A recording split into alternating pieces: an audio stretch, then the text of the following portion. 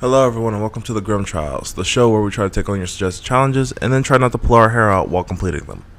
My name is Grimm and this is Megaman 9, All Weapons.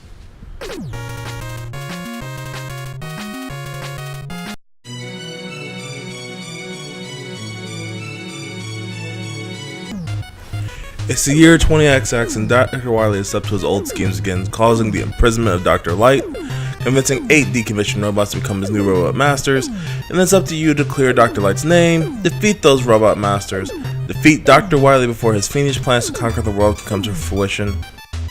As always, it's Megaman. The plot to Megaman, like war, never changes.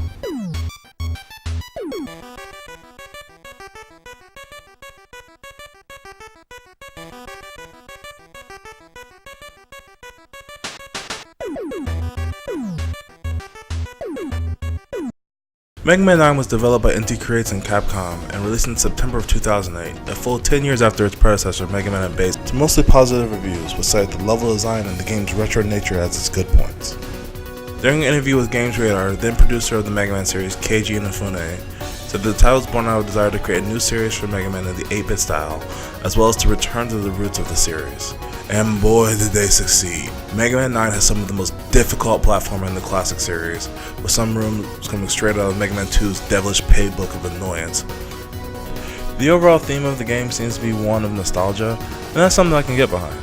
After all, I still think the spin-offs like Mega Man X, Zero, or Legends may be better games, there's nothing like the classic series in my opinion. It's just you and your controller against Wily's fiendish evil robots. I mean, what's the worst that could happen?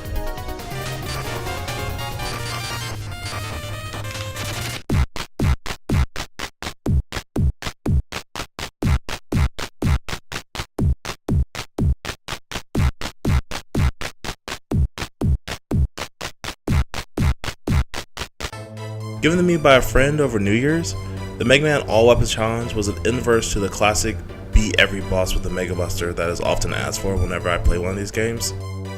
So the thought of something different to strive for initially filled me with excitement. The rules were fairly simple. I can defeat any one boss with the Mega Buster, after that it may not be used ever. I can use any amount of E-tanks and M-tanks.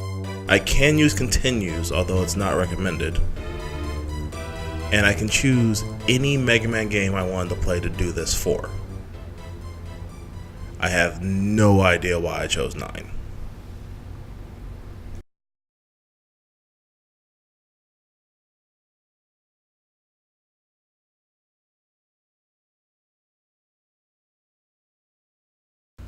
I said I received the challenge on New Year's, right? The reason it took so long is not because I ran out of time or was too busy with other things, it's because the game kept screwing me over when it came to certain bosses. I'm looking at you, Concrete Man. See, by the time you get to the boss, you have so little energy left to fight him, you find yourself counting shots.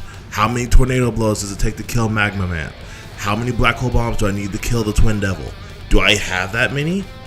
Probably not, so I might as well get ready to do this whole thing over again. And this brings me to Plugman. I hate Plugman. I hate Plugman's level. I hate everything to do with this Sparkman wannabe who causes more deaths than the Wily machine. It is like Capcom crammed everything that was hard about the original Mega Man into this one damned level. Disappearing, reappearing blocks? Check. Spike pits that fit neatly underneath those blocks? Check. Invulnerable enemies designed to knock you into inevitable pits of doom and anger? Check. And then you have Plugman. Plugman's entire level, is designed around making you use Jewel Satellite, which is his only weakness. Those invincible enemies I mentioned earlier, Jewel Satellite is the only thing that can kill them. The enemies that chase you around after you run by them, Jewel Satellite is the only way to make those go away. You need to make a jump over a pit of spikes. As respawning enemies pull out of tunnels, you really should use Jewel Satellite.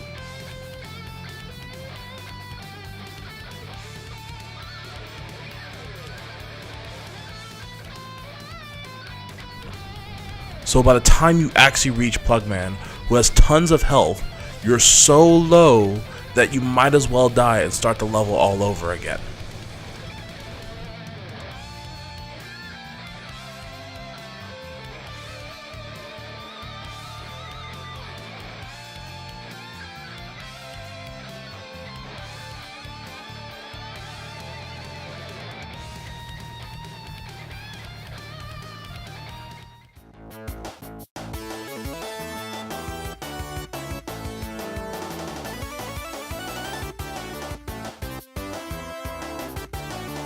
I'm honestly glad that one of the stipulations was not that I couldn't use E-Tanks, because I spammed all of them during the Wily Castle levels. And then you continue to refill my energy between castle levels so I could save my M-Tanks. If anything, I would say this challenge's true nature is one of perseverance over great skill. You can chisel your way through this with enough time and effort. The hardest part comes from the boss at the end of the first castle stage, as it leaves you with very little ammo by the time you're done with it, and you die in one hit if you take damage from any of the spike balls that it moves during the fight. This has ruined more than one run for me.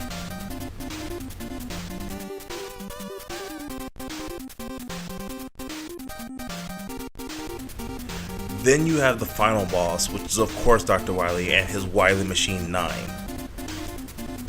Now, when I didn't know what I was doing when I first started this, Wily Machine 9 gave me a lot of trouble. Bouncing that egg back basically kept wasting ammo, and I could never figure out how to make it hit whenever it would bounce up. However, after constantly replaying that fight over and over again, it just takes a little bit of timing, and once you get the timing down, the fight is basically a joke. And the next two forms are fairly easy as well. Watch out, don't get stepped on, then all you gotta do is make sure that you out-damage his actual final form, make sure you have Homing Chaser at the end, and you're fine.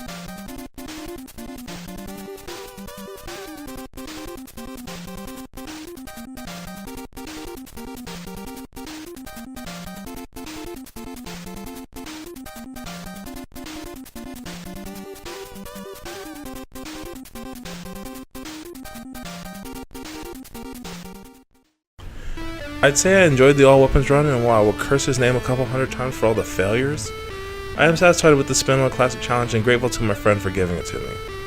As far as difficulty goes, however, I think I'll give this one a rating of normal. It took months, but not years, and while I wouldn't give it to a casual Mega Man player, it isn't impossible for even them to do.